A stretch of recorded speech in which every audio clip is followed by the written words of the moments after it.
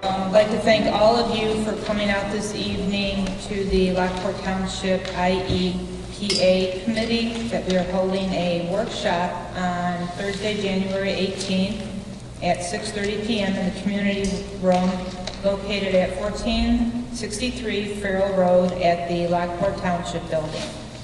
I would like to first have everyone to please stand for the Pledge of Allegiance.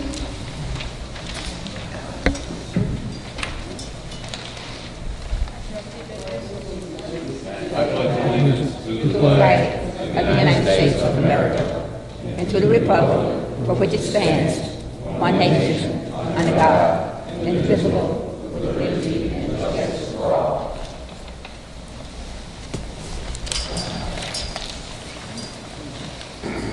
The next item on the agenda is roll call. Trustee Greg Bickus. Here. Trustee Dean Morelli. Here. Trustee Barb Delaney, present, and Trustee Barb Boyce is not here, and Supervisor Ron Alberico. Here. Okay. The next item on the agenda is discussion will be held this evening for the low-interest loan from the IEPA with a special assessment fee to customers.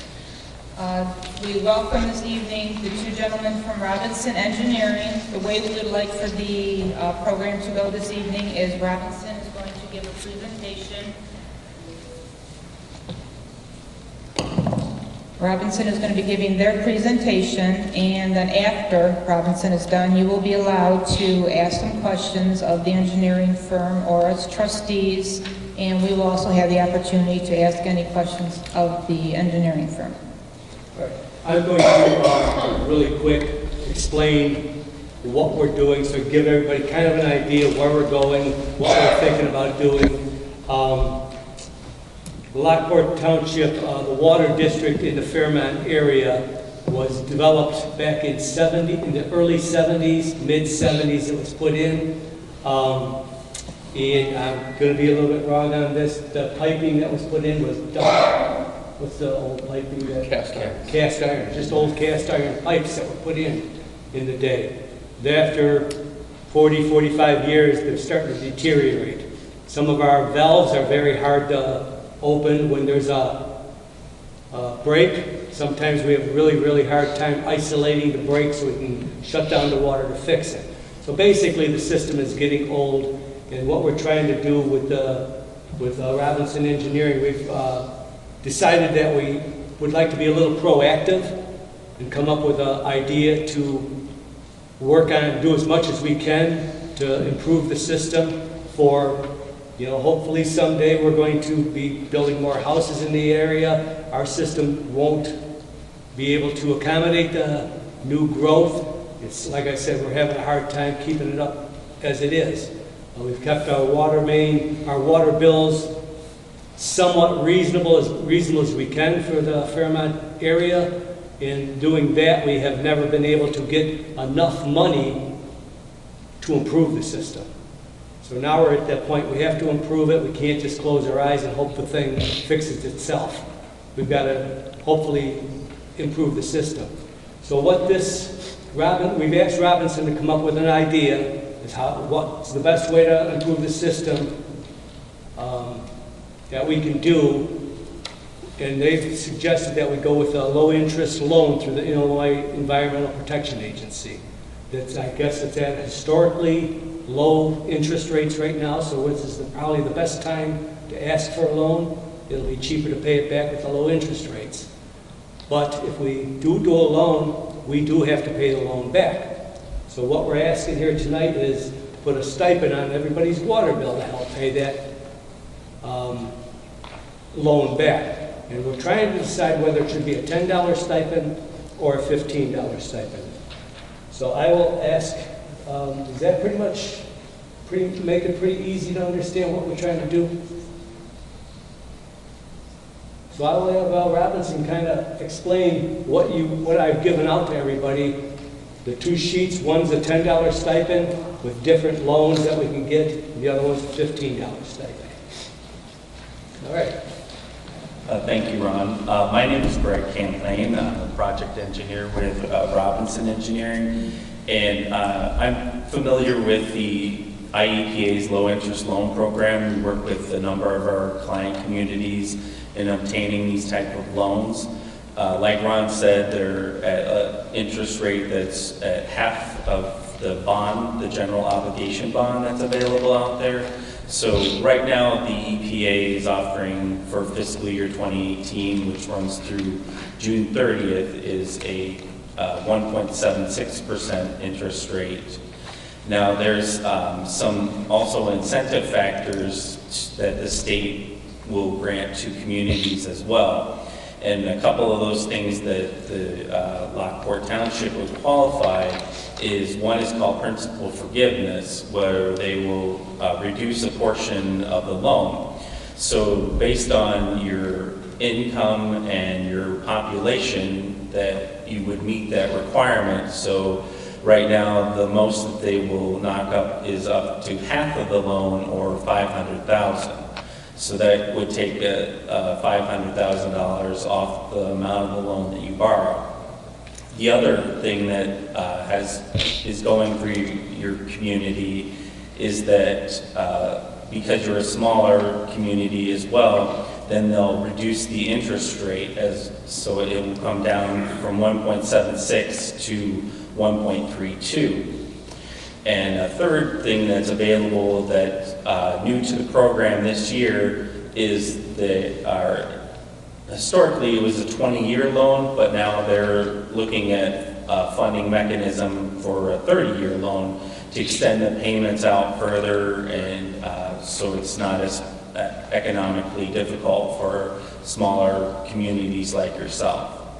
So like Ron said, that the system is nearing its end of its useful life, and they've done their best efforts to try and maintain it, but there's some things that we would like to get in motion to start addressing, and like water main breaks, there's some of those occur that the age of the main would need to be replaced, so we're looking at certain footage of water main to replace, and valves that are not operable, so we would be replacing those valves as part of that. And then the other thing would be your elevated tank. I think it's been close to 20 to 25 or maybe even 30 years since it was last painted.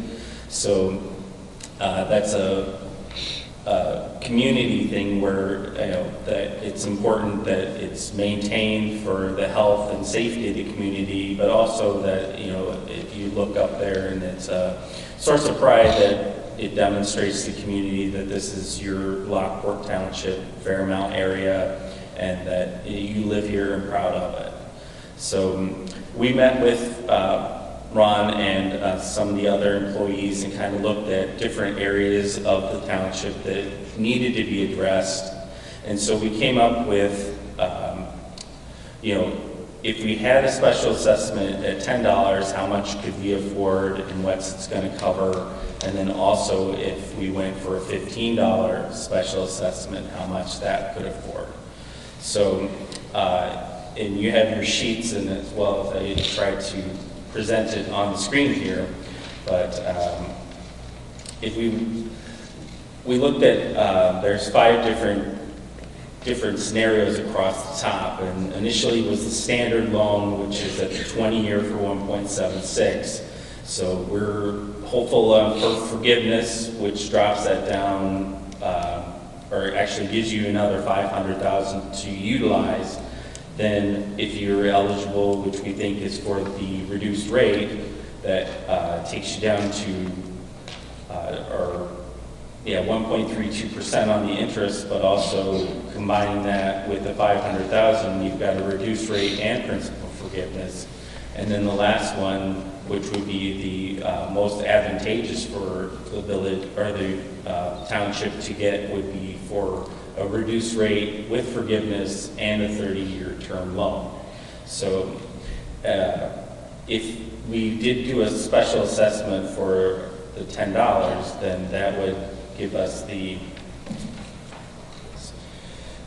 gives us approximately $2.3 million to work with, which would cover the replacement of the water main, the valves, and the elevated tank. That's with just the 1.3% interest and principal forgiveness. So if we're eligible for a 30-year term, then that brings us up to just over $3 million, which, apologize, then that would give you just over $3 million. So those are the three types of repairs we're looking at, is with the water main replacement, the elevated tank repainting, and the valve replacement. So these scenarios kind of show what we're able to afford with those special assessments of $10. And now the next sheet is if the increase is given for $15 per month, then that increases us for, if we are the forgiveness and the 20-year term, then that gives us a $3.2 million amount to work with. But if we are able to get the 30-year term, then that gives us almost $4.4 million. So if we go through this process, we would get it through the community for whatever rate is determined. Then we have to go through the approval process, which is submitting a project plan to Springfield for them to approve, and then go through all the review processes for the municipality and for the finances and everything. So it can take sometimes up to 10 to 12 months to go through the whole process, and then upon approval, then we can go out to bid for the project, and then construction usually starts within 3 to 6 months after that. So it's not something that's going to happen very soon. It's going to be kind of a long process. So we're just at the initial stage where we're talking about what needs to be done and the mechanism to be able to pay for it. So, but I appreciate you coming out tonight and taking the time to listen to our presentation. So at this time, I'll open the questions up to the trustees if they have any questions. What's the total linear foot of the system in Fairmont that's in right now? There's approximately 16 miles of water main within the village or within the municipality. Okay. And in that 16 miles, did you do a study yet to see, in your opinion, how much of those water lines, do they all need to be replaced or just some of them? We did not conduct a study or testing. We did talk to Larry and also got feedback from him as far as what areas he's had the most issues with repairs and such. Did he indicate how many linear feet, in his opinion, need to be repaired? Yeah, he said that he would recommend going as much as the 12,000 that we could, but because of the age of the system itself, but if necessary, we'll focus as far down as to the 6,200 feet, if that's all that we're able to afford. As far as the valve replacements, We did do a study previously on those to determine which were in service and which needed to be repaired, and so that's how we came up with the quantity that we're recommending. Okay, so you are recommending, well, I see, 15 total. then. 12 to 15. 12 to 15. Or no, 15. 15. Yeah. How many valves are in the system right now? How many service valves, do you have any idea?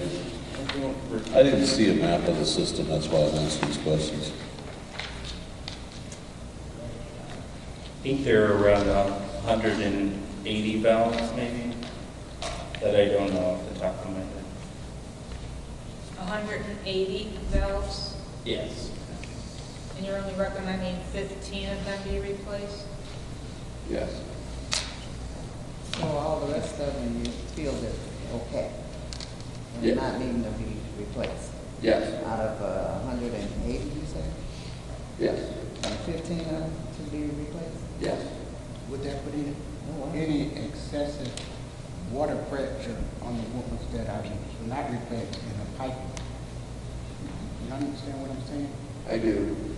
It would have no effect.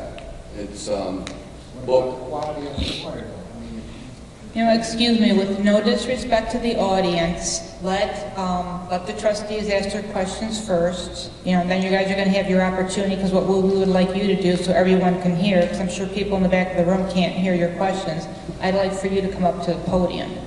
But let's just wait a few minutes in case, you know, there's any more questions for up here, okay? I mean, you guys will have your time, I promise.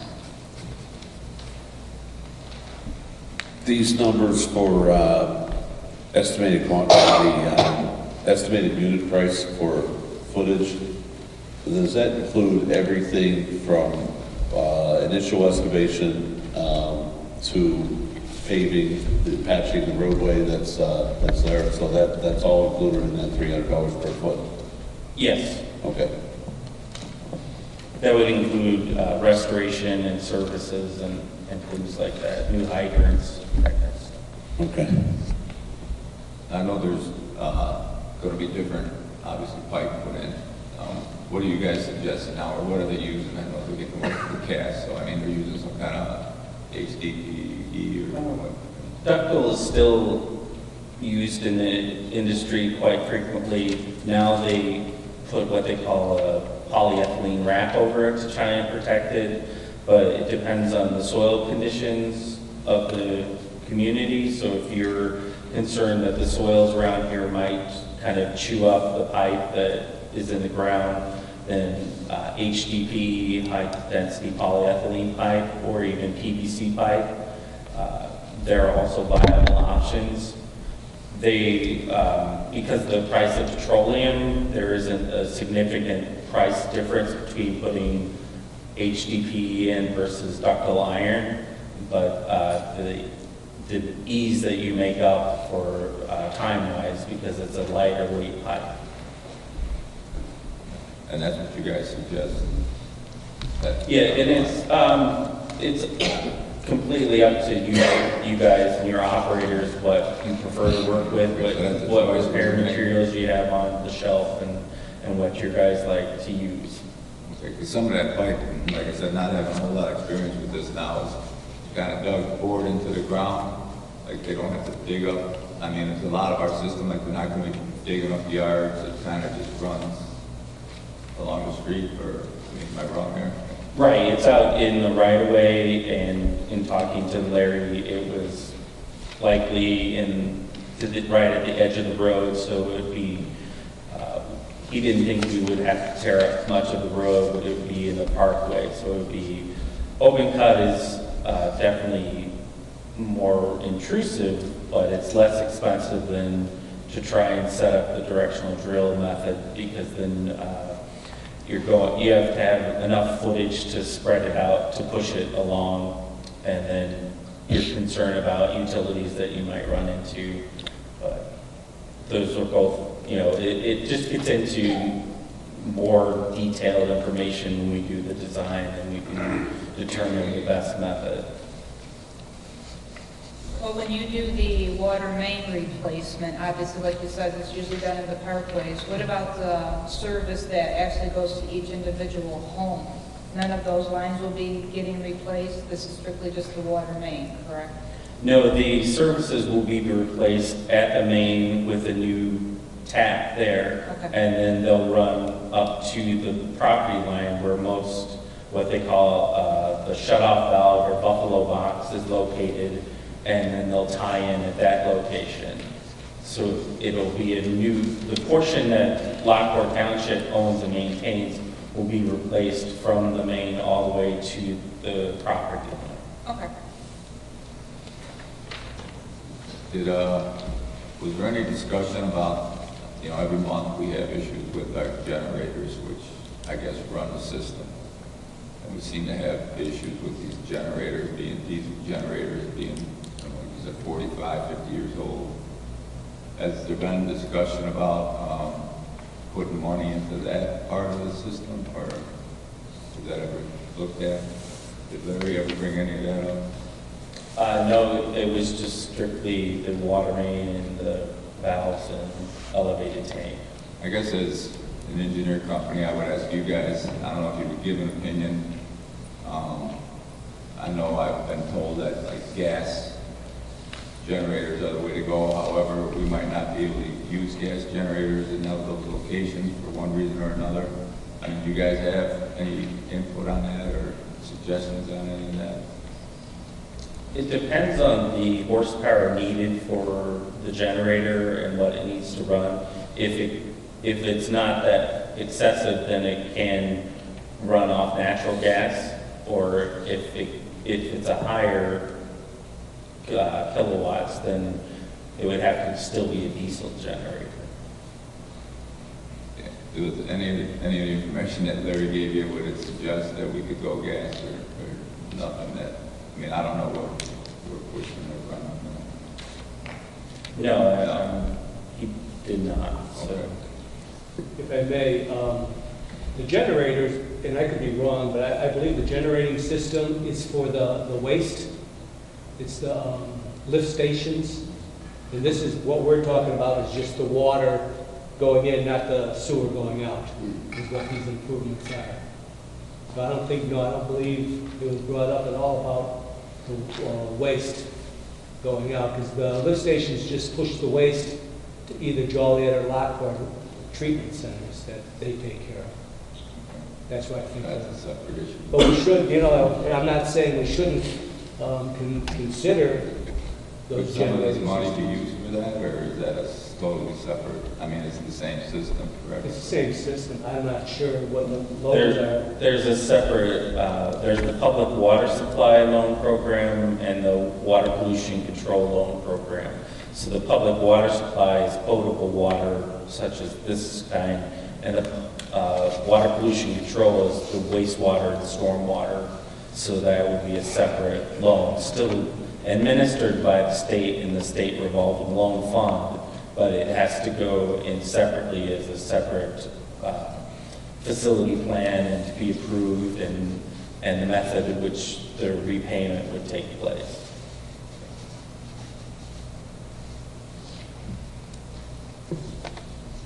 Anybody else? If you guys don't have any more questions, Supervisor, did you have any questions? I just wanted to make everybody understand that on the $10 stipend, you're going to get, if we're lucky enough to qualify for everything, we're going to end up with $3 million, a little over almost $3,070,000, as opposed to $449. With the $10 stipend, we're going to get 8,700 square linear feet, right? Yes. I understand that. Out of how many linear feet? That's not even a mile, is it? No, it's It's a just mile over a and a mile. half. Mile and a half. So we got 16 miles, and this is just going to take care of 1 mile. Right. Even the bigger one, which is the most I would ask to put a stipend on, is only to take on about 2 miles, 2.5 miles of pipe. And I would like to get as much as we can fixed. Because, like I said, it is all 45 years old, and we can't just close our eyes and hope it fixes itself. And I think with the more we put into it, the more better the system will be, where we could sell the idea that we can increase the usage of, or what's the capacity of the wells. And maybe entice some building in the area. You can't have building coming in the area if we can't supply them water. So that's just my statement. So I'm kind of, just to let everybody understand where I'm feeling, it's really not just my decision, it's a decision of this board, but I would like to, I know it's a hard pill to swallow, $15, but I think if we're going to get the system up and running and looking good and make it enticing to get building in the Fairmont area and clean, you know, I would like to go with the 15. That's all I have. Well, just one other question off of what the supervisor had just mentioned, directed to the engineering firm. How is it determined which lines will be repaired or replaced? Since there's a total of 16 miles and what we're getting proposed here is basically for 1 or 2 miles, how is it determined? These were areas that Larry had recommended that have been problem areas with high volume breaks or repairs that have been needed over the most recent period. Okay, all right. I have a question. What areas? Let us finish up. We'll And I just want to make sure we're all done with our questions up here. We're going to open the floor to any of the audience. If you would like to come up to the podium and please state your name for the record. And we are going to limit you to 3 to 4 minutes. So please be courteous to each one another and try not to repeat the same questions. So again, please state your name. I would ask everybody, since I'm in charge of the minutes tonight, please, if you don't mind signing your name so I could get it right in the minutes. That's all I ask. My name is Richard Pinnick. I'm at 122 Riverview, Lockport. And what was the emergency to do this? Who decided that it was time to do this, time to do that? Just because 25 years went by? Or is there anybody professional that said that? And you're Robert's team, right? Correct. Yes. Are you the only one that looked at this thing? And do you have any affiliation with anybody on this board or anything? How did you get chosen to do this? I think they stated earlier that they got the recommendation from Larry McCaslin, correct? Yes, he's the water operator for the township. So you're the only one who made this assessment? Nobody else looked at it with no second opinion? Well, the water operator has day-to-day experience. Who was that? Larry McCaslin.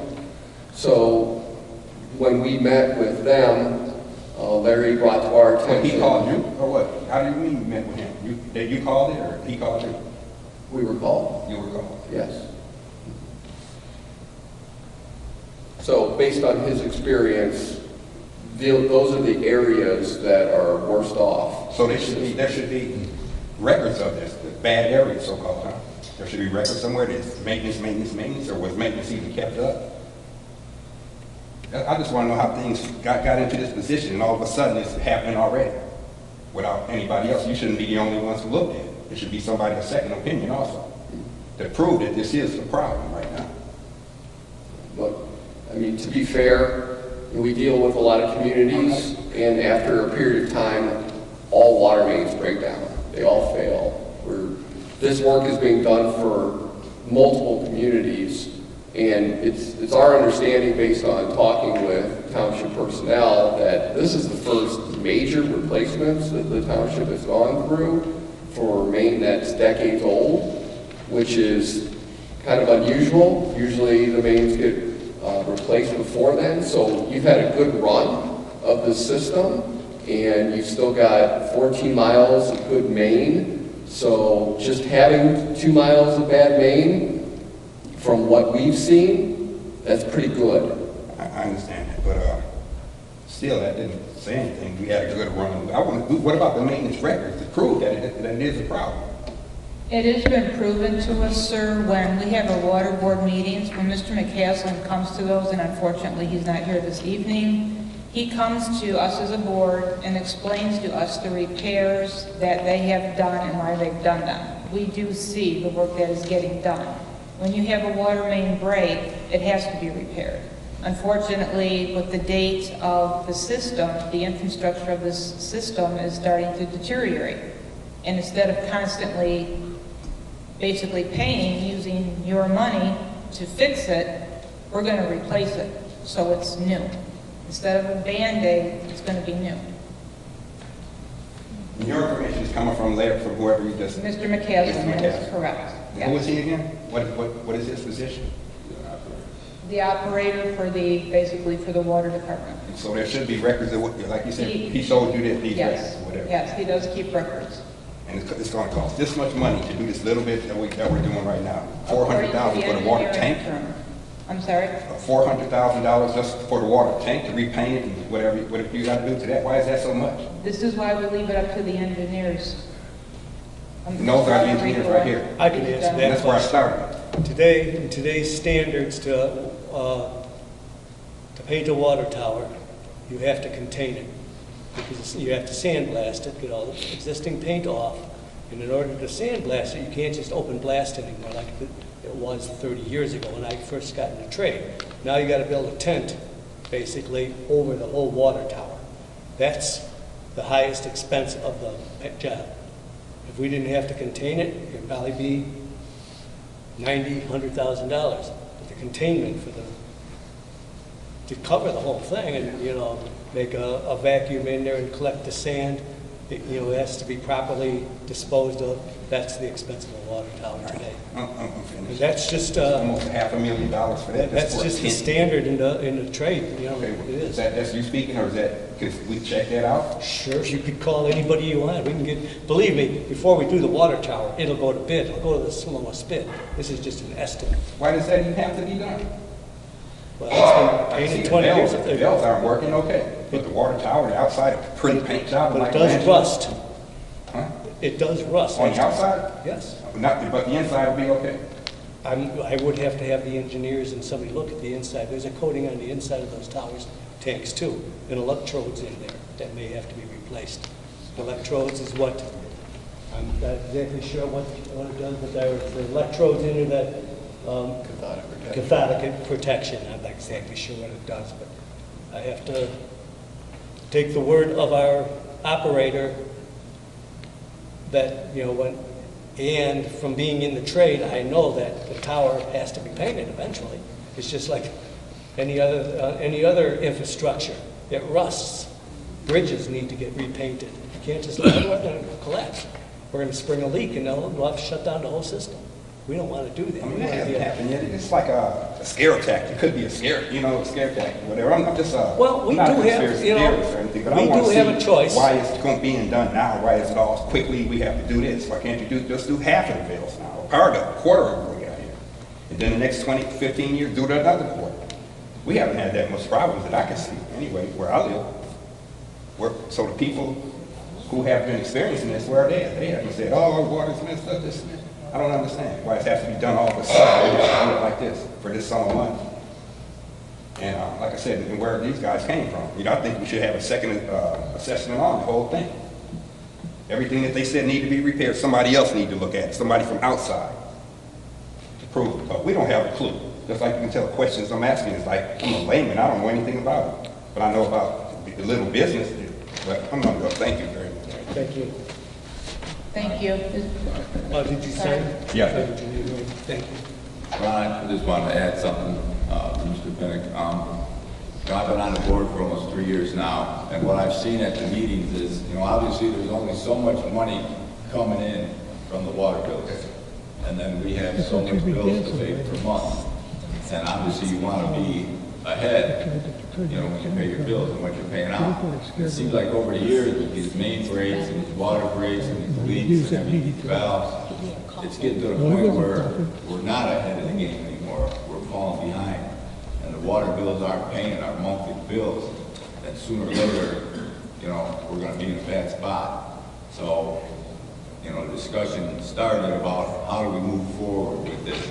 And none of this is written in stone, but, obviously we got to start somewhere. And, we thought this was a good spot. You know, we go by our operator who suggested this engineering company. You know, they're giving us ideas as far as what they think, you know, would be the first steps, fixing things and what needs to be fixed first. So, like I said, it's not written in stone, but we gotta start somewhere. So usually, to fix a couple valves like that, water problems, how much does that cost? That's probably less than $75 each year. Well, like I said, I wish I could tell you a lot of those stuff, a lot of those numbers and stuff like that. And that's why we do have to depend on somebody to be forthright, honest, and truthful with us, what they're telling us. We have to take it, you know, as this is what it's gonna cost. I mean, when I saw that number about the water tower, I'm with you, you know, but like Ron said, you know, if that's what it is, because what needs to be done now with all these regulations as far as painting outside and such, then that's the case, you know. But like I said, believe me, you know, like I said, this isn't something that happened just, boom, like you're saying, overnight. Like I said, this has been accumulating over the years with these issues. And even Robinson, like they said, spoke to our operator, and we've had some spots where, you know, you have a break, you fix it, a week, 2 weeks later, it breaks 2 feet down the line. Like this pipe is just old and it's just, you know, has bad spots in it. So then you fix that and then you got to go down the line again. And I'm sure those are the spots he's talking about that our operator told him about, that these are the certain areas that need to be addressed immediately, because we're just, you know, I don't want to say throwing away money. Obviously, we got to keep the system up and running. We don't, you know, you guys need water, but you know, we got to do it financially sound too. You know.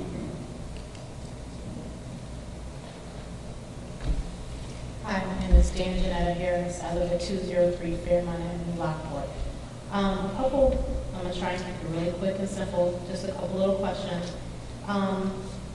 If you I understand that you have to put the tin around the water tower to do all that because it could be asbestos in that paint because it hasn't been done and hasn't been maintained in X amount of years. I understand that. If you shut down the water tank completely to do these functions, where is the water supply going to be coming from then? Then? There is an interconnect with the city of Lockport. In case of an emergency, we open those valves and we use Lockport water, but then we do have to pay Lockport back. Okay, pay them back monetary value or yeah, pay them whatever back? water we use, we have to, you know, pay Lockport for the use of their water. Amazing. Why are we the ones, the customers are the ones having to absorb all this pricing? This should have been, I mean, I understand it's not our fault that it hasn't been maintained. As a community, we aren't the ones that's working and maintaining and supposedly having the knowledge to know how to do all of this. We're just the ones that has to use it. Then, after we absorb all this and we go and get all this done, will this water be drinkable? Because it actually makes absolutely no sense. I mean, I understand we need to fix these breaks because on my street alone, I think we've had about 6 breaks within the last 3 years, and that's a lot because it broke in front of my house. Then, like you said, a couple weeks later, it broke at Grand Garden, and a couple weeks later, it came back in the middle of the street, and so the pipes are terrible. But what are we? And then, if we're only going to replace 60, we have 16 miles, and we're only going to do 2 miles. It's still going to create even more issues. Well, and then with the flooding issues that we have, is that going to? I mean, what's the purpose of doing this, digging up these and putting in pipes, and then we still have the flooding issues? Will the flooding issues be addressed first? Because it's not feasible to do those type of things when you've got flooding issues and then the water gets into floods and backtracks into these pipes.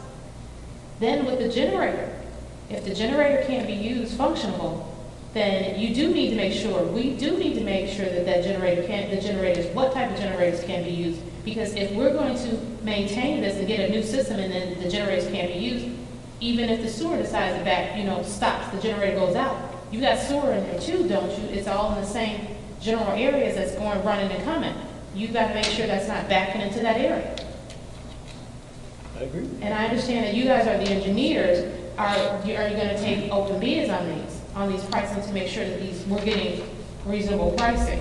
And will the bids be open, that you're going to take the first 3 or 4 bids, the lowest one, and are they going to be public?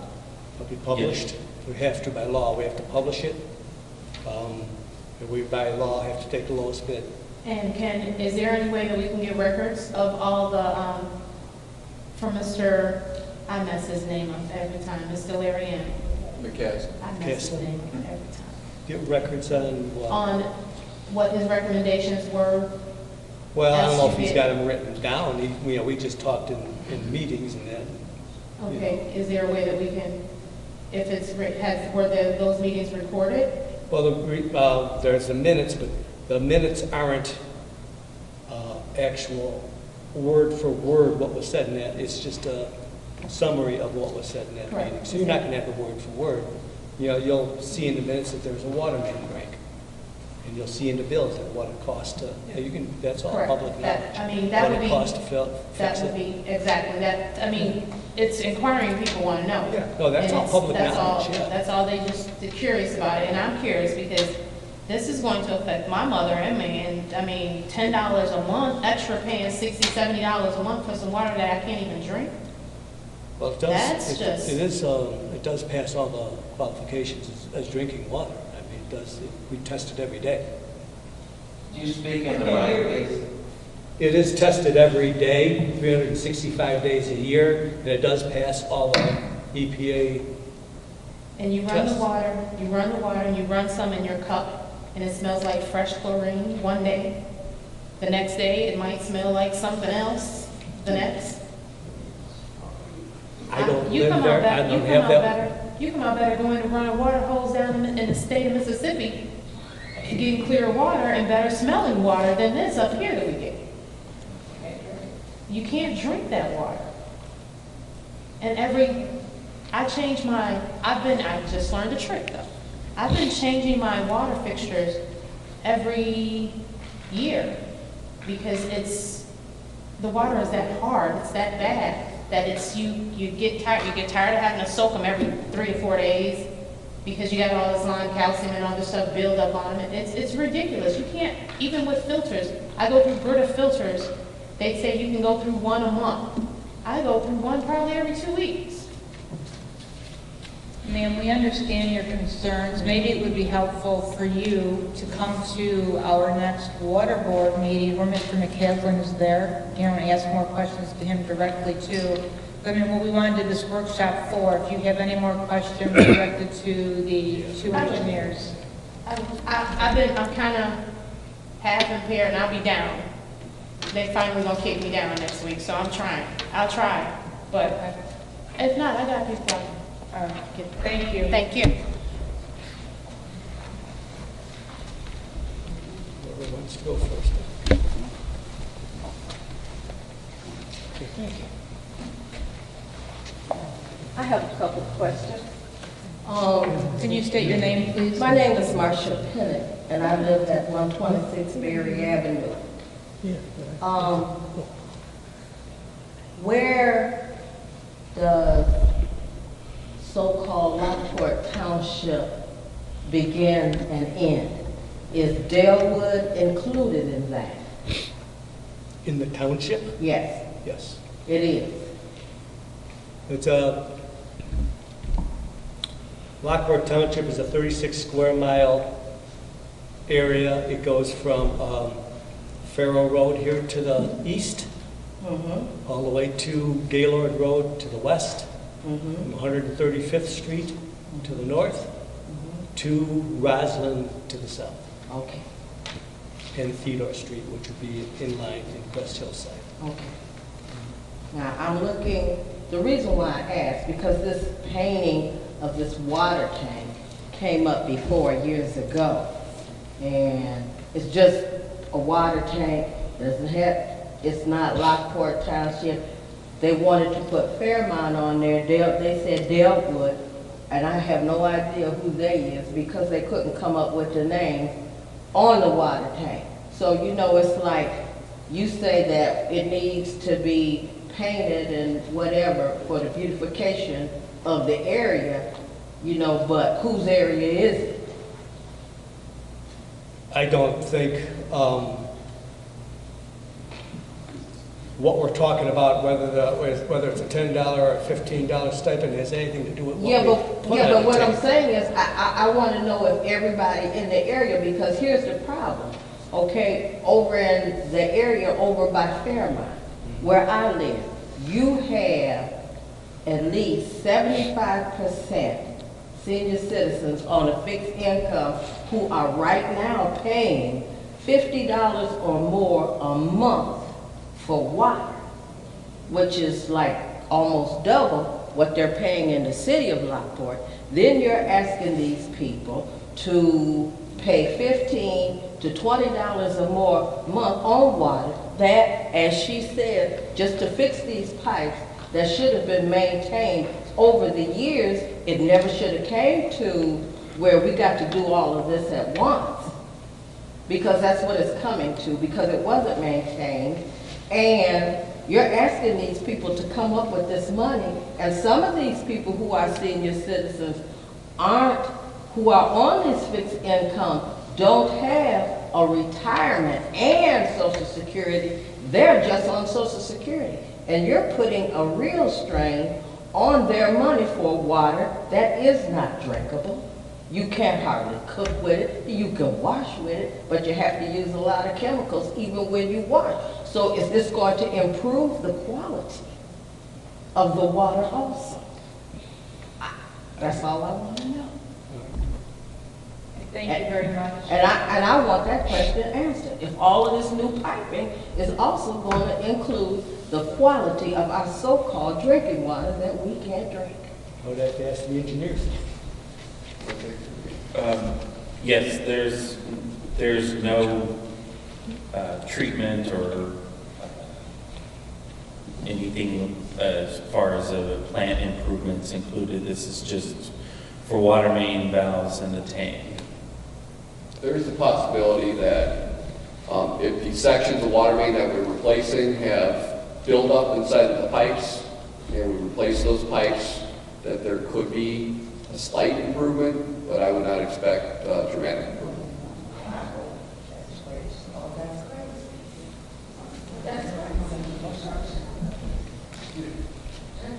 My name is Frank Jason.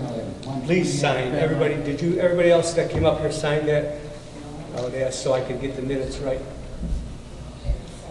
Okay, I'll sign it, but I just have two questions. Who decides what section gets repaired? If you only repair in 1 mile, who decides where? We have to take, I think you kind of asked that question before earlier. I did myself. That's when I. No. This wasn't asked. I know about Larry, okay? He's in charge of whatever he's in charge of. But who decides, okay, we're gonna fix this section over here on, say, North Avenue. Okay, how much of that is gonna be done? Because a mile is not that much. See, and if you fix something over there, what's gonna happen in the other sections? If you don't fix it all. well, I would love to be able to fix it all, but then we'd have to probably put $100 stipend on everybody's water bill. And that'd be we Okay, can only but do if with you what fix we can do. something, like you said, where the township goes, if you fix something on the other side of the river, that's doing nothing for over here in the Fairmont. We're not saying we're going to do anything. Okay, but nobody knows where it's gonna be. It'll be in the Fairmont. I mean, we only own the water district in Fairmont. That's the only water district we own. We Okay. service 870 houses Right. approximately. That's the water system we're working with. Okay, It'll be in the Fairmont area. one other question. Okay, the water, when you pay your water bill, you also pay the sewer bill. Well, what part of this bill is actually water, and what part is sewer? See, because if you're gonna pay for both of them, might as well get both of them fixed for the money. I can't tell you how your bill breaks down right offhand. I know it is on your bill, I believe. I asked Chris about that, how much money actually is, and she does have a printout, but she's not here, but what she sent me was, it looks like the first $15 of your bill goes to the sewage treatment, and the rest would be water depending on the usage rate. You know, even like we have to pay Lockport City so much every month for the sewage that they treat, and Joliet City so much a month. And those vary a little every month because some months there might be more, some months there might be less. But she explained to me that $15, first $15 of everybody's bill, at least $15 goes to the sewage treatment. Okay. I got a friend that's worked for the water department for years. And he told me that if your water bill is $50, 40 or $45 goes to waste. And then 5 or something like that goes to your actual water bill. So if that's the case, Can you speak into the microphone, Yeah, please? I think if that's the case, then we got a lot of money just going somewhere else. So if we're gonna add $10 or $15 to our bill, we should be guaranteed that that money is going where it's supposed to go. Thank you. Who guarantees that? Right. Well, my understanding is if there is a surcharge put on the bill, I don't know, if there would be a separate account that money would go into to guarantee that money from the surcharge is used for what we're saying it's being used for, the upgrades and the system improvement. For this project. For the project. That's, that's how you guarantee that money stays where it's supposed to be.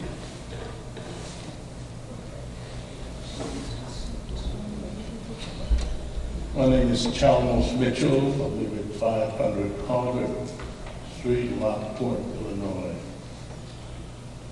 And I have a question here. How much is charged for sewage use? I have several properties that do not use the water, use city water. I have wells. Could you tell me that, someone? I don't know the breakdown of the bills right now. Chris, the one that does that, isn't here tonight, obviously. But I believe, like Dean said, the first $15 of the bill is for sewage, is what you were told? She had written down. Right. There is a minimum fee when you're on city sewer and water, or township sewer and water. There's a minimum fee, no matter, how much water you use. And I think that's probably what you're being charged. All right. We have quite a discrepancy here. I have some properties that only use your sewage, and what they're charging me is $51.72. I'm working on the bills. That's one property. The next one is $56.29. Only sewage, no city water. And the other one is $56.29. Now, where I have sewer and water, one of them is $51.72. The two of them the same price. And all right. Sewer and water, 4 of them, $51.72. And those that I have that are not using new city water, they're higher. And I need to see somebody because I called down there and I told them there was a discrepancy. But I need somebody from this board to go over this. Something has to be done about this. We obviously didn't. Tonight's meeting is about, again, the project that we're looking to do. I don't have your records, your billing records in front of me here now. I can't comment on why your bills are. I don't have the paperwork in front of me.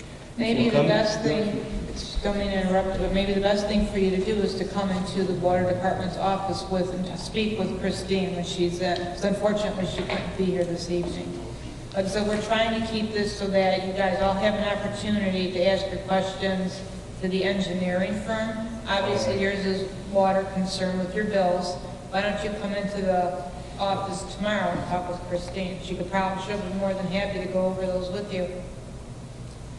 All right, the reason I was saying that is that I had called about it.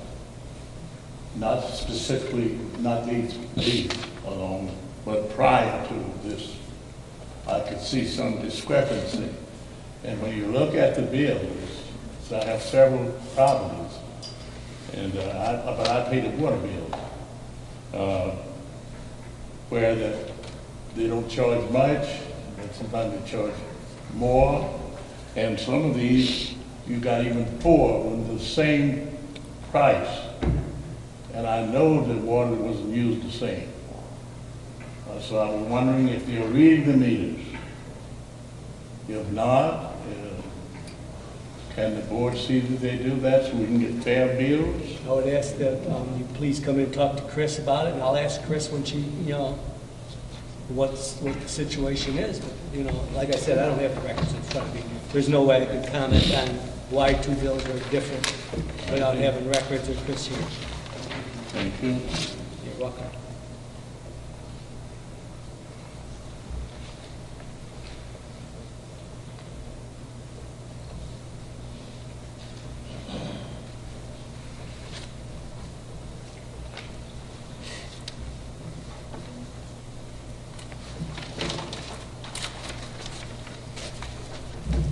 My name is Johnny Seals. I reside at 405 Knowles Avenue, Lockport. And sticking to your agenda, I haven't attended all these meetings, but in my mind, how did we get here? I know good and well we're going to have wear and tear. I'm not saying anything that you won't have wear and tear. The tower do need painting. But we had a managing deal. We supposed to have been managing this water. If we look into the future and you manage right, then we should have had money. Some money that you got to wait right up to the time to ask people to have an increase. Now, I'm in agreement that something's got to be done. I agree with what the engineers say because of the time and the stuff and the pipe and the material. The water quality has never been no good because of the wells. And the treatment and analysis that they get proves that it's within limits. So I'm saying for the money, I'm more concerned that you're asking to borrow this money, which is going to be for the use of continuing the water in the maintenance of the projects. But me, myself, I don't think, you may think this is $10 or $15 more. You'll borrow this money, but then again, you're going to do X amount of pipe, which is going to be roughly a mile or so of pipe. And the question was asked before, what's going to guarantee by that gentleman that we know exactly that maintenance is going to have to be kept all year round the rest of the time that you have water. So you're going to probably get it and got to have your money to even do any work here. But I'm not buying it to the point that it's going to be $10 because down the road you say it's not going to start for this year to be time. But in the meantime, you're still going to have breakage. I can't see why you can say that you're going to replace only X amount of faucets, shut off, when you're having daily maintenance all the time. Now, I got a question. I'm going to leave it with you. How did we get this to this point? How much water, or how much money do we collect? If we are not collecting enough money, then we got a system we can't support. Now, we can say what we can look at it, but reality is, if you got any kind of system and you're charging a monthly rate on it, then what's going to say in the next year and a half to 2 years that we ain't going to have a worse problem than we got now? Nobody can guarantee that.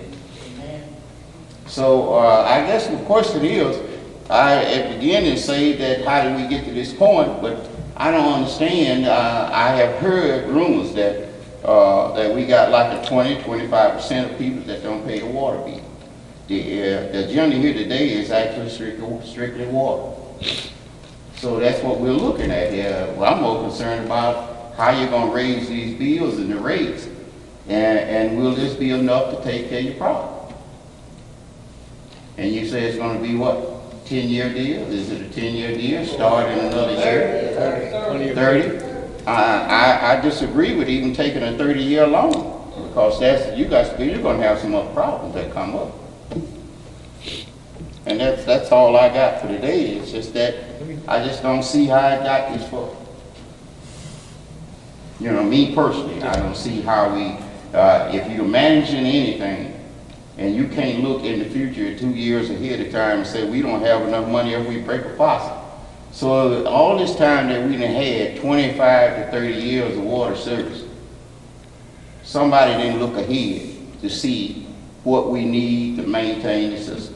That's all it amounts up to. And now we come up, we're into a pinch that we need X amount of money to do it, and we're saying that it's the age of the pipe. Yeah, it's the age of the pipe, but we can only do so much. And you're saying we don't heard the story, but there ain't enough money, which you're saying that's what it is.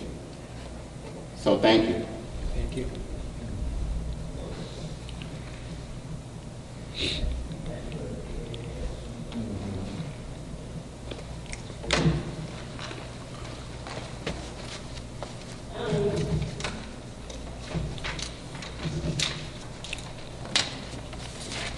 Okay, my name is Paula Leonard. I live at 2140 California Avenue.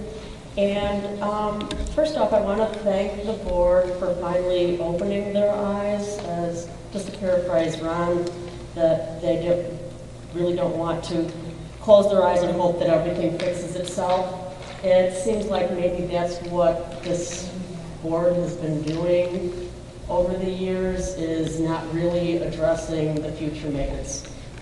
I'm happy that this is going to be addressed now. Couple of things. So we're going to fix about 2.5 miles as I read this. We've got 14 more miles of pipe that at this point doesn't need to be replaced. What is the life expectancy of that other 14 miles of pipe? Because if we're going to be paying a surcharge now over the next 30 years, 5 years down the road, are we going to be taking out another loan to fix another 2.5 miles of water line?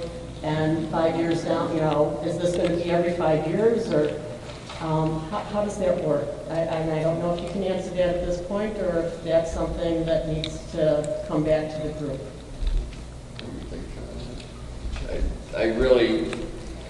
I can't predict the future. I understand that, but I mean, just in general, you know water pipes. So. Sure. So there's, it's strange, different parts of the same system with different ages of water mains. You'll have some that go earlier than others. Could be the soils that attack the pipe. Could be the usage or the lack of usage within that particular stretch of water main. So all we know is at the present, all the water main breaks, all problems are located in one area that we're concentrating on. So, you know, it is possible that the main that's in the ground now can go another 20, 30, 50 years. It's possible that it could go 5 years. I can't give you the answer right now. Okay. And I understand that the engineering company is just giving, basically you wrote up estimates of what this work is going to cost based on what Larry McCaslin told you. Well, to be fair, so Larry told us the problematic areas in the system, and then we then provided recommendations and cost estimates based on a range of other similar projects that we've designed. Okay. Okay, and I think my last, well, I guess there are a couple other things. I've lived in a lot of different areas. I grew up in an area that had Lake Michigan water. I've lived in DuPage County where on private wells, I've lived in DuPage County prior to when they had Lake Michigan water, when the municipalities down there were drawing their water from wells similar to what the Fairmont system is. And I know that when the water was coming from a well source in this general region as opposed to a Lake Michigan water supply, that the water is hard. And my sister lives in Westmont, and I know when the Lake Michigan water came into Westmont, people were dumping their water softeners. So people in many, many communities that draw their water from wells that have hard water have to personally take care of the hardness of their water using water softeners. So, you know, I guess the water department or the water board is responsible to make sure that our water is not contaminated, but in terms of that quality, there is a certain responsibility that falls back to the homeowner. I personally, since I moved into Fairmont 5 years ago, we installed a water softener in our house. We also have a whole house filter. I don't know if that's going to help everybody's problems, but like I said, there is a certain responsibility. And I know it's a cost, and I know that people in Fairmont are on limited incomes, but I just wanted to bring that up. And then my other question is, I've been to a few of the water board meetings, and in the agendas, it always talks about a report coming from the water operator that the board gets. I've never seen one of those. Are those available? Do we have to FOIA those? I think they're all FOIA, shit. They're available. Come to the office and ask them. Okay, you know, just because because it's referenced, you know, a report from the water company. A lot of times, there's no representative from the water company at your meetings, that they just hand you a written report. So I'm guessing that those written reports that we don't see when we're sitting over on this side at the meeting are what details all this. It would be nice, and I don't know if it fits in, if the operator could at least give a short summary so that the people who are attending the meeting would know about it. That's all. I will say this, if I can intercede here real quick.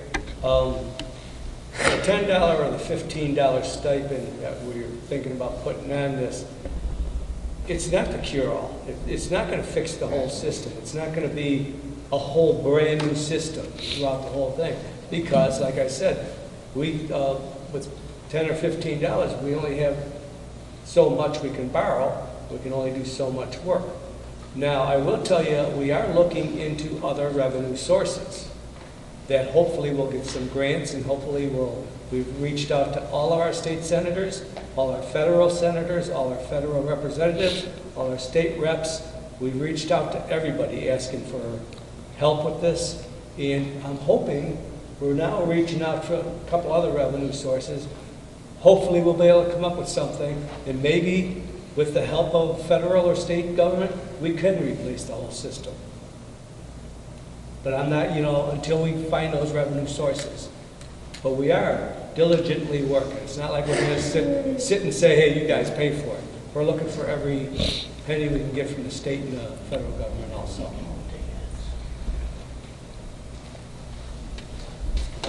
Good evening. My name is Deanne Wright. I live at 2307 Fairmount Avenue, Lockport, Illinois. And I just want to state that we're currently paying back Aqua Management, and it was a bad deal. And it sounds like this is a business deal as well to me, meaning that if they don't hold up on their end of the bargain, was Mr. Roberts Engineering, and we decided to not continue with their services, will we be stuck with that bill as well as far as repaying, or would my daughter start repaying that when she's an adult or a taxpayer? And my other question is development. I noticed that through a lot of the meetings that I attend, there was talks about development as far as the highway, building through here. That makes it things like the zoning. So if Lockport, Fairmont citizen is paying for this repiping and they rezone it and it falls into Joliet, why couldn't the city of Joliet help pay for some of this piping? This is a lot of money. And my other question is, why is the water tower so much as not being, let me find my words, why no one is helping the citizen of Fairmont repay that? Because my understanding at Princeton, where I live, one side is Lockport, one side is Joliet, and a lot of those residents over that way have Joliet, and isn't that where the water tower is located, on the other side of Princeton? They're gonna tear down at one point the housing there because it's in really bad shape down from my house. There's a lot of open land on another side of my house. There's a lot of development. Why are we not trying to look into any of the developments that's gonna come to help subside the pricing? I mean, this is a lot of money. It's a lot of money, right? I mean, with all of the developments talks, I mean, I would want to invest in $1 billion project and later down the say, oh, what, not 10 years, what more, they do a highway and they divide our properties. I mean, and then we're left paying a bigger portion. I mean, it's not feasible, this pricing. I mean, we got the highway, they didn't want it. I mean, it says through Oak Street, that part. And most of the water main breaks are on this side where you guys are in the Fairmont community asking us to pay for this large bill. I mean, right through Oak Street, they were going to divide, at least this is in talks right now. I'm sorry, I mean, if they ever decide to build this highway, my question is again, why not some of the developers pay a portion of this? Because if they're going to do that and it divides the community, we're still stuck with a very large bill like a mortgage. I got a 30-year mortgage on my house. Really? I mean, this is... But wouldn't that be through a recapture? That would be through a recapture program that when the developers come in, we can charge them and recapture some of the money. I understand, Ron, but the reason I'm asking is because you stated that if we did this piping and make it upgrade more beautified for developers to come in and build houses, I mean, this is not making sense. I guess what's the alternative? Close our eyes and hope it fixes itself? Well, no, but I wouldn't want to be 30 years in debt and I'm dead and gone and then I leave a bill with my daughter. I mean, that's somewhat happened to the opera management deal. I mean, is there any other way that we can do this besides getting a loan, like a 30-year mortgage? I mean, I could ask are there Joliet any to other pay options? for it. I mean, you said grants, loans. I mean, are they going to be presented when we come here Monday for our meeting? Are any of those options going to be presented to us besides just Robert's engineering? I mean, there's a lot of development. Where the grants will be available? The information, I mean, you said that you could do that, you know, require from other people. And I'm asking you again, what about the developers? I mean, they're so much want to develop in our area, split our area. I guess I can't ask the developers until the developers are here. I don't know that there's... So there's no other projects. I can't just guess as to who's going to develop. There's no other projects that's being pending in this area that we have to be stuck with such a large bill. I could ask, like I said, I would love to ask Joliet to pay for it, or Lockport. Well, I don't think they're going to. But what about that water tower? Is not some of that into the Joliet? No, the water tower is on South Avenue. Okay. Actually, it's in the land that's owned by the highway department. So it's right in the middle of So don't we also pay for that? That water tower services our two wells, and it does not go into Joliet at all. Right.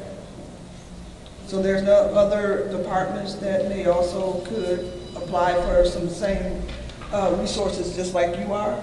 I mean, the highway department, we got the sewer department, I mean, all these departments still falls back into the water bill and the piping because they're saying they're gonna put the piping at the street curbs and things like that.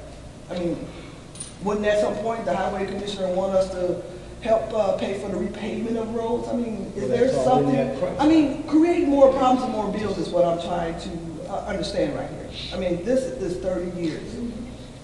I guess if we could just get back on track just a little bit with trying to get the questions pretty much geared towards the engineer. I understand, you know, what you're saying, but maybe, again, this is a process that is not going to happen overnight. There are still a lot of avenues that we are searching. There are, you know, grants that we can be researching to see if we can get. So it's not a done deal yet. There's going to be a lot of work. It's up in the air right now. Well, yeah. I mean, we're just in the discussion phases of this. That's why we held this workshop tonight. Yeah, and that's why I'm asking that question, because, I mean, there's a lot of developers, a lot of projects in work that I know of.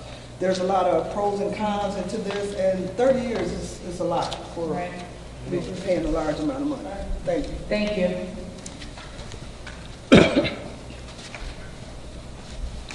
Good evening. Please sign, too. Please sign. Okay. So I can make sure I get everybody in the minutes. No problem. Thank you.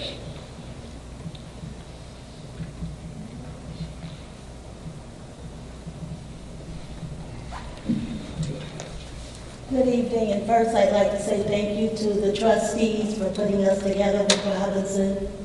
It's important for us to have some input here tonight. And I guess the first thing that I see here is 46 years. For 46 years, no one thought ahead about what's going to happen with Fairmont's water system. Just imagine if over the past 46 years, an additional $2 or $3 had been placed on every bill. We would not be where we are today. So whoever's been in charge, the trustees and supervisors for 46 years, definitely dropped the ball. The next item here, if we're going to invest in this, and there's no guarantee that the water is going to be any better, I've been buying water for more than 25 years. I get stains at home that CLR will not remove. So the thought that we're going to be dealing with this possibly well beyond this time, even though we spend all this money, 30 years, and we still have no guarantees that it's going to get better. And I'm glad to hear you say, Ron, that you are looking into grants, because that was my next question. Are there any grants? I would think there should be some grants out there to try to assist us. Do you have any idea what the amounts are, or have you applied for them yet? You haven't gone that far. And the last question is for Robinson. How much is your fee to do the job? For the design for the and construction of the water main? Yes. If you were to win this bid, how much would you charge us? What did you ask? Ballpark. I didn't even put an estimate together because it's just all preliminary. Have you done a similar 2-mile project? I haven't done one that large. No, I haven't. So. You've never done a project that large? No, we have as a company. So for something along the range of 2 miles, I would say that our design engineering fee would be somewhere around, I'd say 6% or 7% of the construction cost, and the design engineering would probably be 4% of the construction cost. I'm sorry, I had design engineering, what was the other breakdown? Construction engineering? So design 6% and construction 6%. Construction would be about 4%. All right, that's all I had. Thank you very much. One question in all this piece. If I remind you, you mentioned that it would run an estimate of $300 per foot earlier. I believe you say 300 somewhere. It wasn't that you was giving us an estimate. You said what cost would run you $300 per foot. Am I correct? That's an estimated cost. That's what I think you said.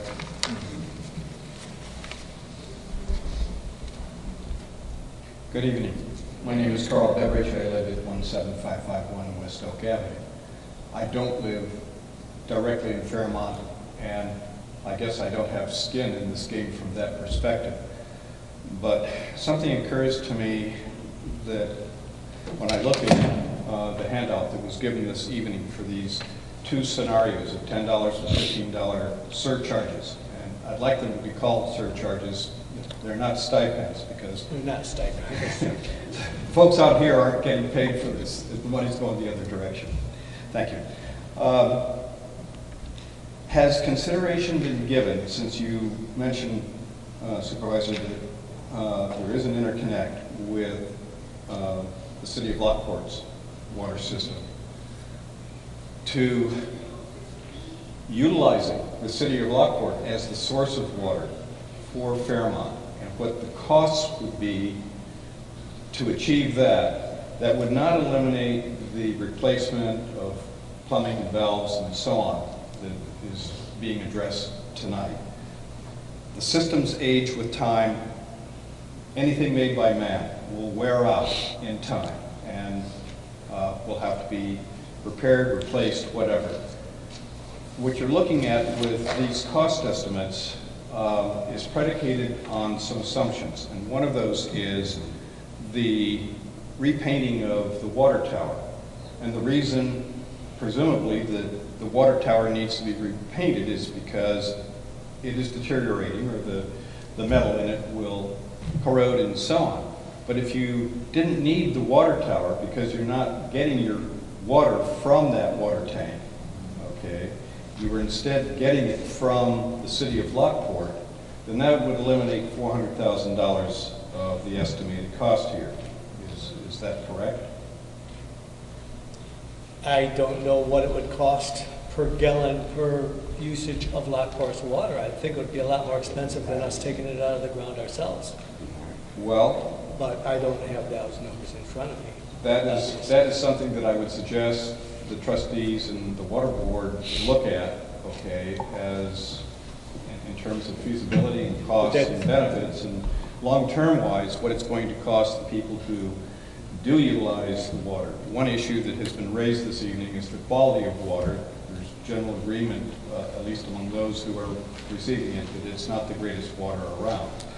Would there be a significant improvement by going to city water, and is that economically feasible? All right. That would be an agreement. We'd have to work with the city, and the city right now is looking to put new wells in because they don't have enough water. I don't know if they'd be willing to.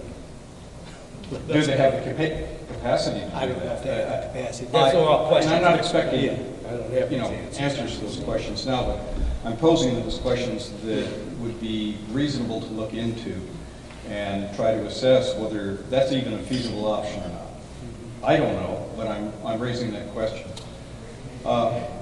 Another area that concerns me is that of the monies that have been collected to date, about $550,000 has been transferred from the water fund to Lockport Township, ostensibly to pay back the litigation that took place with regard to the lawsuit. That would eliminate $500,000, $550,000 at this point in costs. If you put together the $400,000 from the tank and the $550,000 that has been moved from one account to another, you're now in the vicinity of $1 million.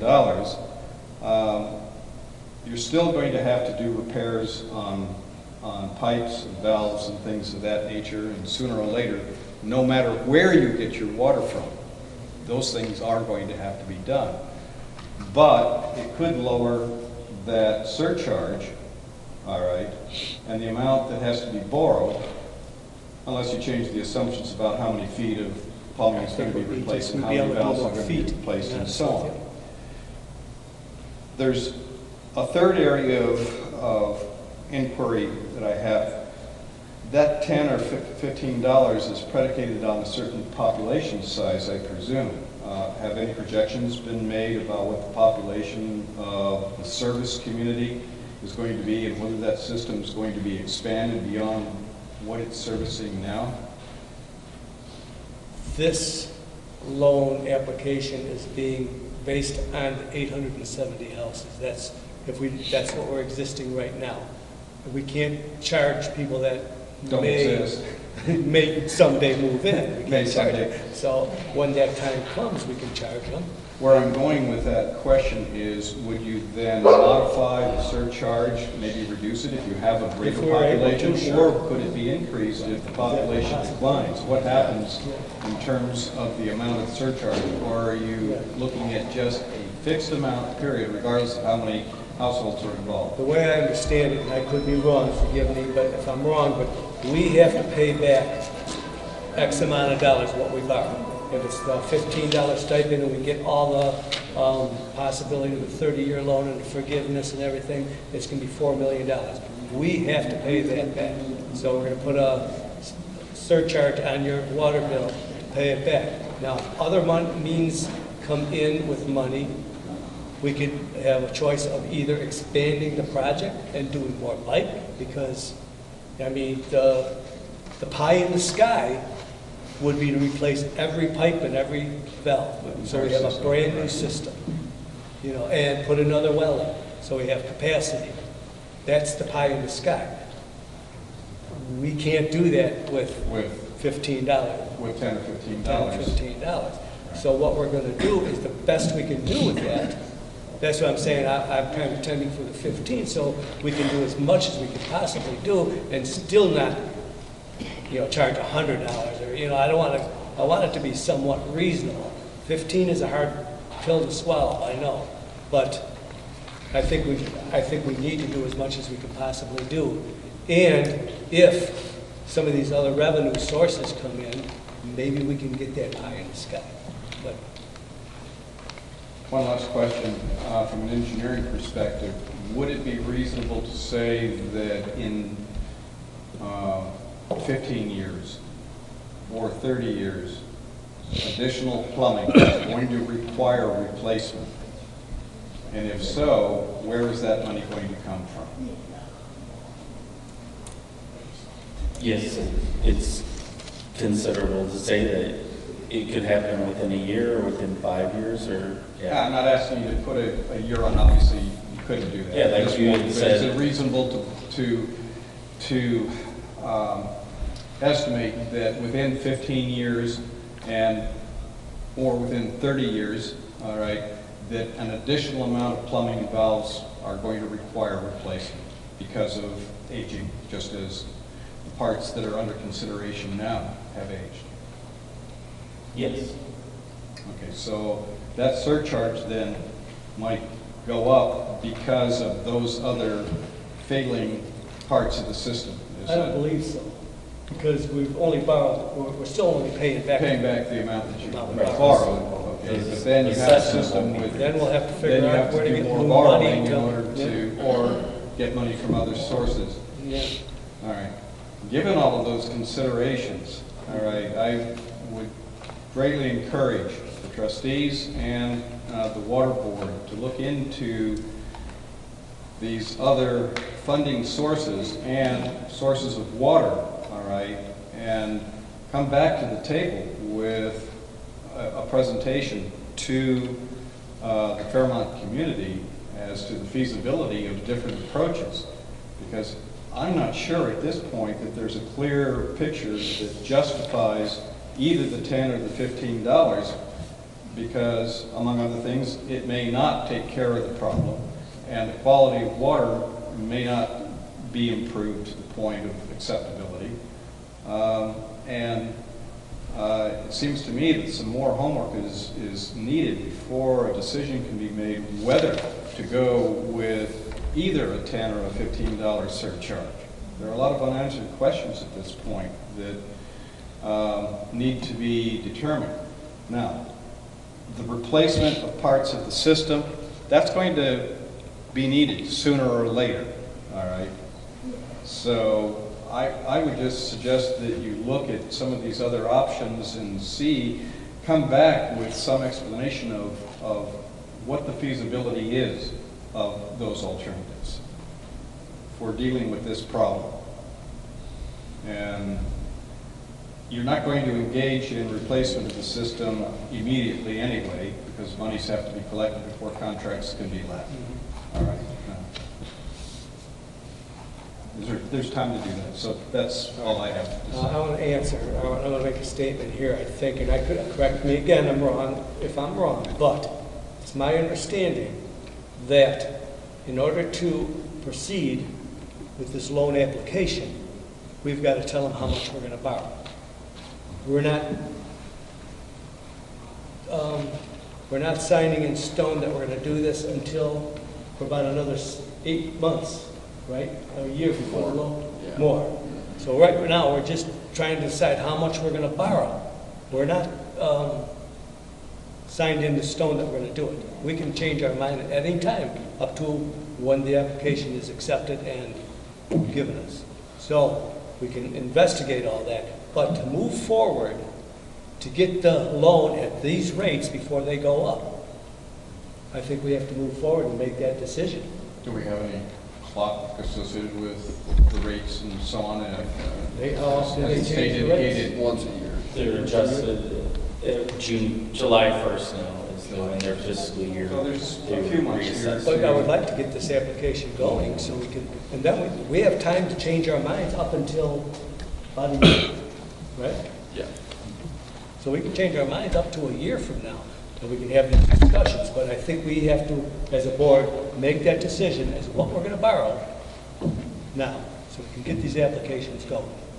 So if we decide to do this project within this next year, and we'll have a lot of discussions, we can look to Lockport, we can hopefully, I'll ask Lockport to pay for it. I'll ask Joliet to pay for it.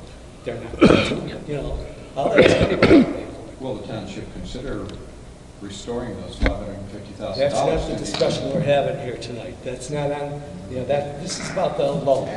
Well, but the amount of the I know loan what you're depends getting at, upon Carl. how much monies And are we're not already here- available in the system to support repairs that should have been made all along. I think that's one of the concerns that folks have. Right. Carl, I don't know, I think you're a little bit confused as far as that money coming out of the water department. That amount of money did not come out. So far, the water has paid like $150,000 back. We didn't take $500,000 out of the water money. The township paid that bill, and the water has since been paying back, but now it's, the last couple of months it's stopped because we're in discussion about what's going to move forward with that. But there was never $500,000 taken out of the water. Okay. Water did not pay the town anything. Zero. The town lent the water department $500,000. I'm not going to push that one any further right now. Okay. That's another Yeah, that's discussion just to about clarify. the whole history of that litigation. Okay, thank you. Can I ask one question right quick? Where does Lockport get their water? The city of Lockport, where do they get their water? Well, it's like that.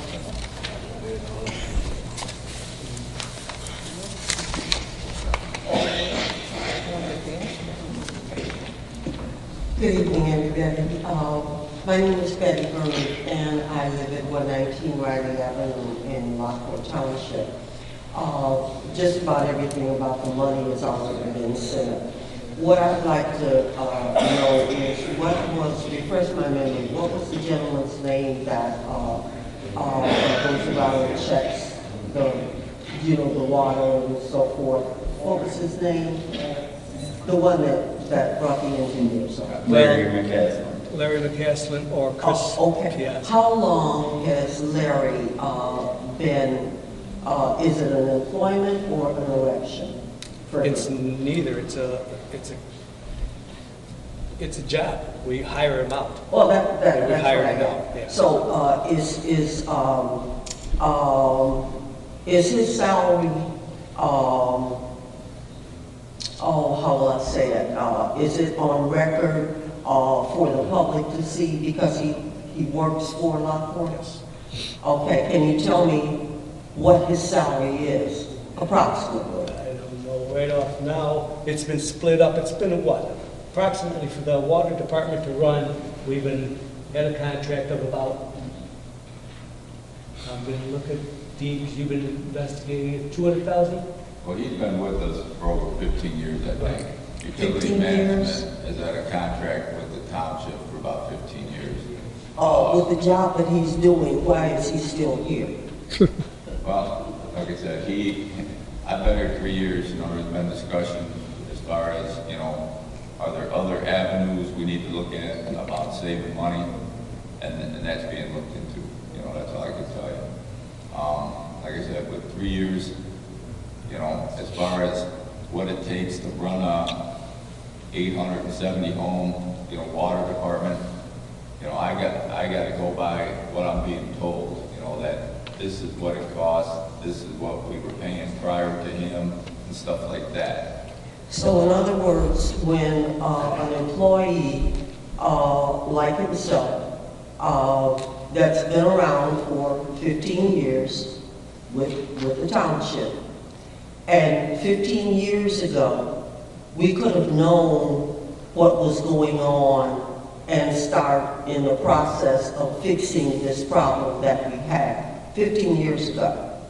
Is that what you're telling me? Well, what I'm telling you is I've been here 3 years, okay, so I can't answer what was going on 15 years ago.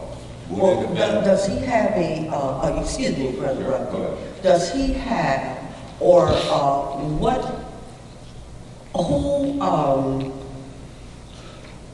who watches the watchman? Well, like I said, unfortunately, you have to have trust in your employees. You know, we hired him as a private contractor. He's been here for years. There's a monthly meeting held, and if there are complaints from the residents, we would expect them to be brought out during the meeting. What I was being told, there was not a whole lot of complaints as far as his service, as far as the water bills. So I just got to go by that. Like I said, I'm a resident of the city of Lockport, so I pay that water bill, which they break it down. They break down a sewer bill and they break down a water bill.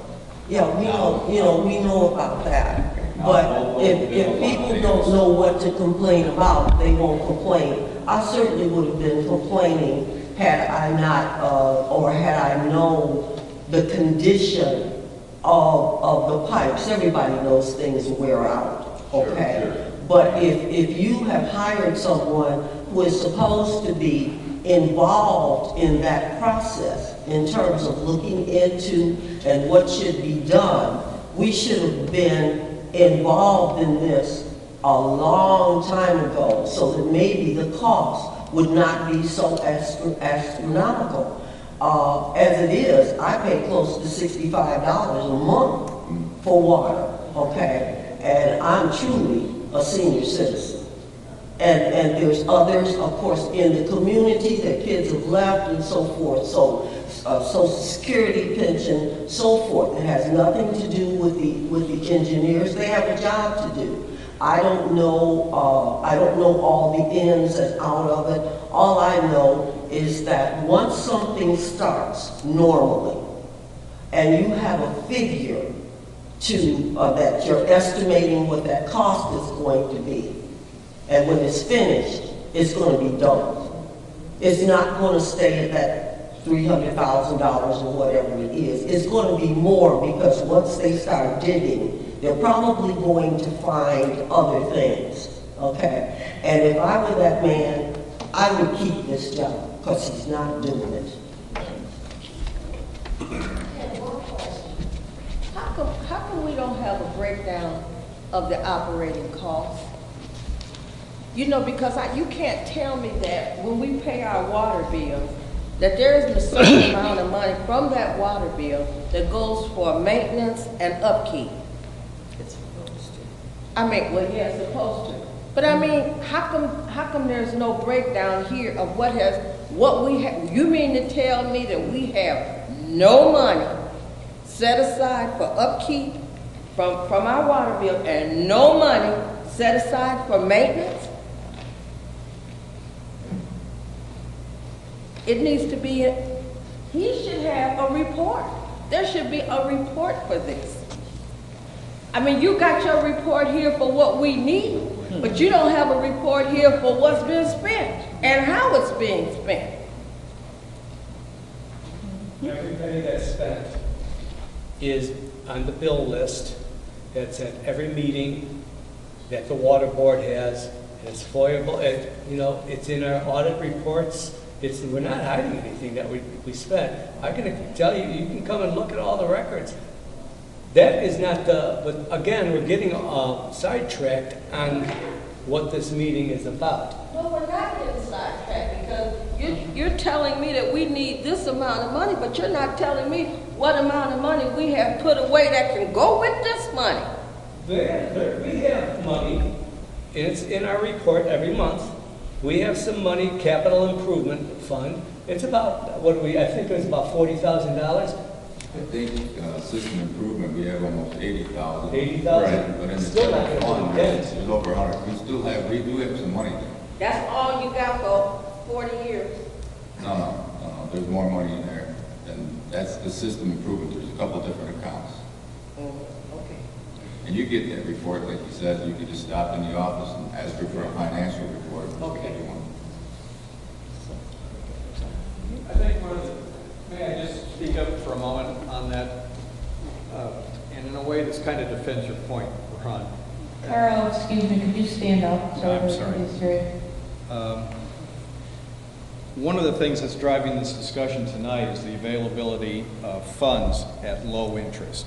And certainly under 2% is low interest. So, when you look at it in the big picture of things, if you're going to have to borrow money in order to finance improvements in the system, getting it at favorable rates is the prudent thing to do. So I'll just...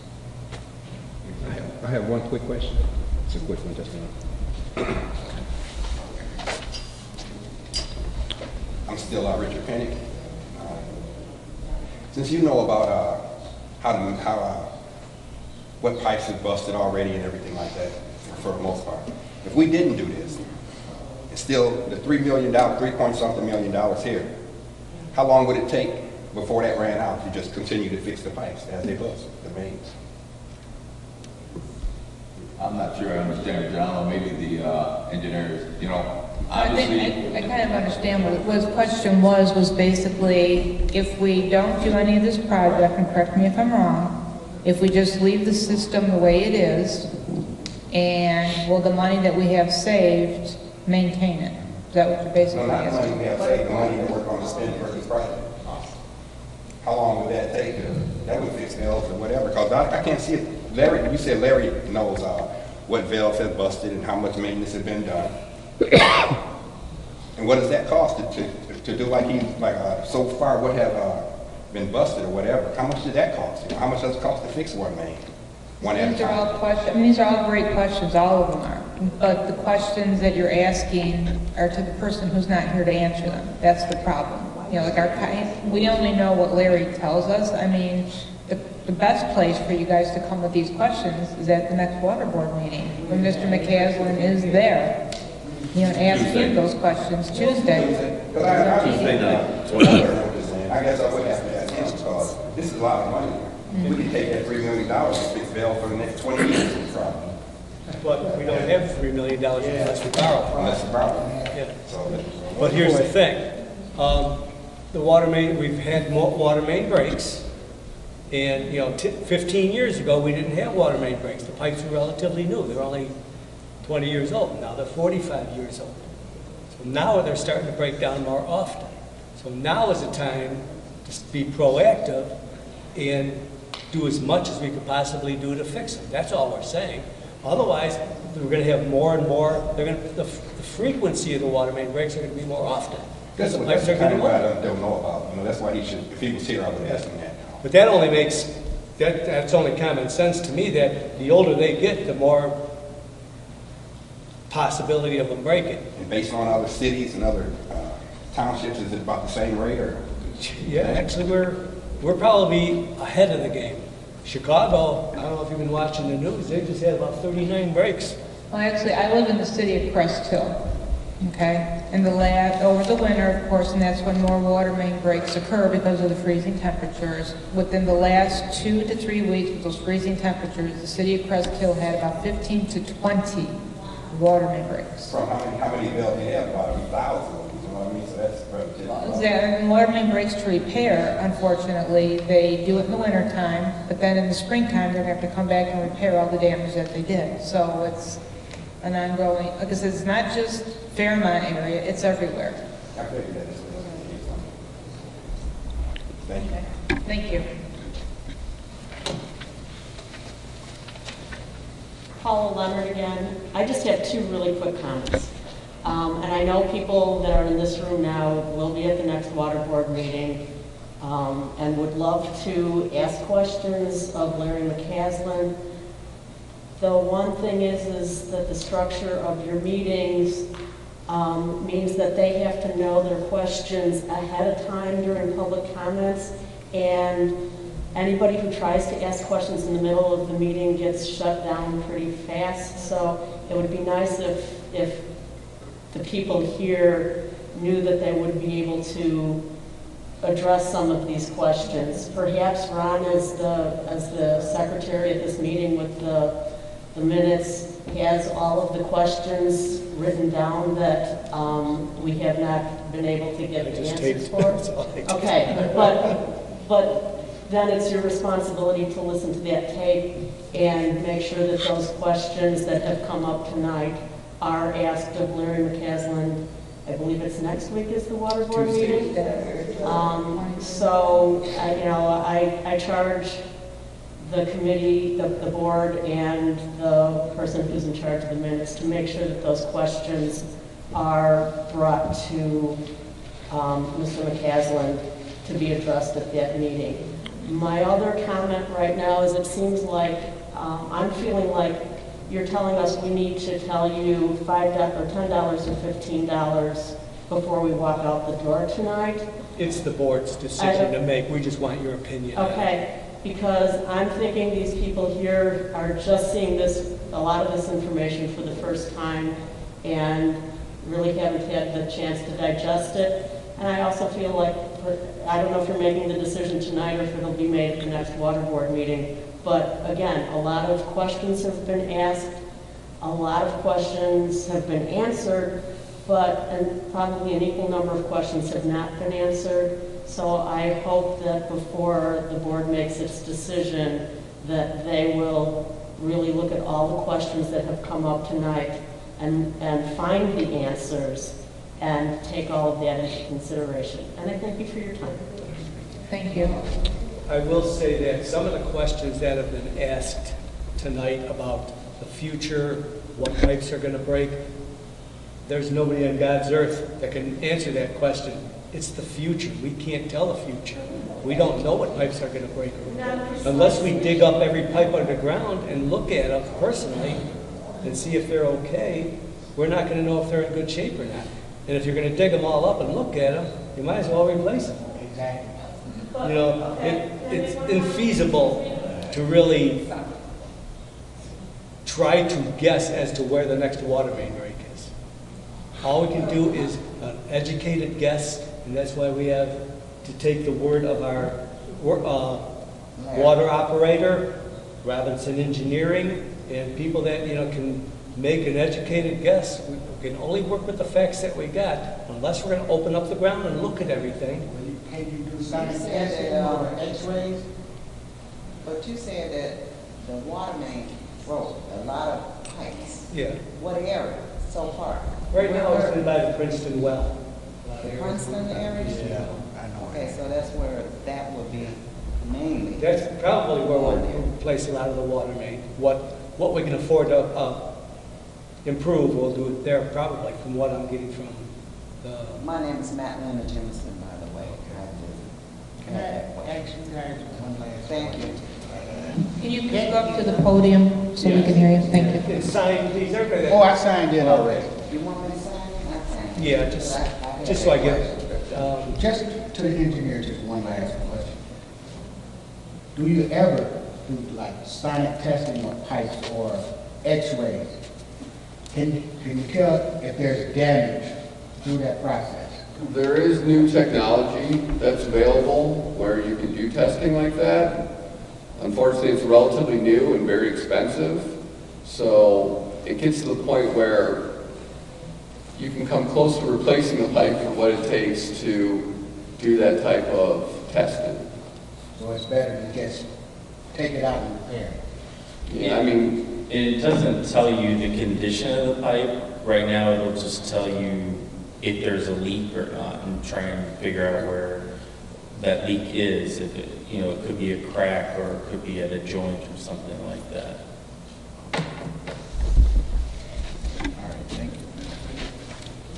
Did anybody have any last comments? I just want to say that whenever I hear you say you can't predict the future of what's going to happen, and I understand that, but I also know that the history of water systems all over the country, all over the world, gives you some data that you can extrapolate the future from.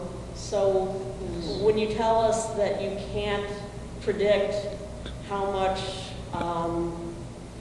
more pipe is going to need to be replaced over a certain amount of time, and I understand that you can't come up with very precise numbers, but I would think that you could say, well, for instance, if we say we're going to lay 5 miles of pipe today, and we expect that 80% of that pipe that we're laying today is going to last X number of years. I would think that there's enough data out there that we could at least get some ballparks or some, not guesses, but educated estimates. That's right. Okay. I guess everyone is done with their questions and their comments. So again, we would like to thank all of you for coming out on this cold evening and addressing your concerns with us. And like Supervisor had said, our next water board meeting is Tuesday, January 23rd at 7 o'clock or 6:30? 6:30, and it'll be in the same location. So with that being said, we are going to go to adjournment, and I need a motion to go into adjournment. I make a motion to adjourn the meeting. Need a second? Okay, we had a first by trustee Griffiths and second by Dean Morelli, and roll call. Aye. Aye. Okay. The meeting is adjourned. Thank you.